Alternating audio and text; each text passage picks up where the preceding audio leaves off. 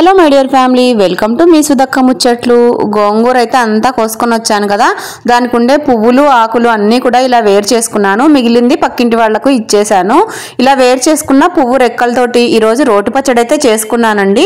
ఇక త్వరలోనే వీడియో కూడా మన ఛానల్లో పోస్ట్ చేస్తాను, తప్పకుండా చూసేసేయండి. ఇక మీరైతే ఎప్పుడైనా ఈ గోంగూర పువ్వులతో పచ్చడి చేశారా? ఒకవేళ చేసి నింటే కనుక మీరు ఎవరి దగ్గర నేర్చుకున్నారనేది కమెంట్ చేసి నాతో అయితే షేర్ చేసుకోండి. పచ్చడి అయితే అద్భుతంగా ఉందండి. అసలు వెల్లుల్లిపాయల ఆ వాసన, ఈ పచ్చడి చెప్పడానికి మాటలు లేవండి. తప్పకుండా ఒకసారి మీరు ట్రై చేసి తిని తీరాల్సిందే.